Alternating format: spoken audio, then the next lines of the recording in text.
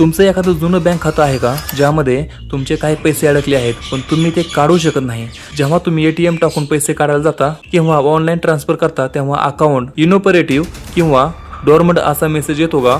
असं का होतं आणि हे खातं पुन्हा कसं चालू करायचं हे आज आपण सविस्तर बघूया.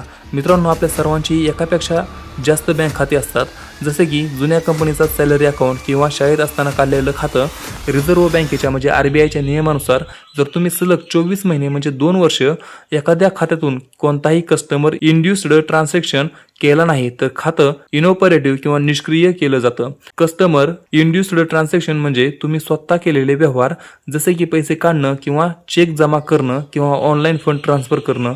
फक्त बँकेने लावलेले चार्जेस किंवा जमा केलेले व्याज याला व्यवहार मानलं जात नाही. खातं गोठवण्यामागचा मुख्य उद्देश हा तुमच्याच पैशांची सुरक्षा करणे हा असतो, जेणेकरून कोणीही फ्रॉड तुमच्या बँक खात्याचा गैरवापर करू नये.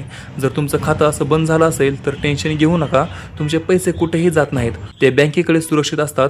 हे खातं पुन्हा चालू करण्यासाठी तुम्हाला तुमच्या बँकेच्या शाखेत म्हणजे होम ब्रँचला जावं लागेल. तिथे जाऊन तुम्हाला KYC किंवा खाते पुन्हा सक्रिय करण्याचा एक फॉर्म भरावा लागतो आणि या फॉर्मसोबत तुम्हाला तुमचे नवीन आणि अपडेटेड KYC डॉक्युमेंट्स घ्यावे लागतात, जसे की आधार कार्डची झेरॉक्स आणि पॅन कार्डची झेरॉक्स. तुम्हाला एक पासपोर्ट साईज फोटो आणि एक लेखी अर्ज द्यावा लागतो की हे खातं पुन्हा सुरू करावं.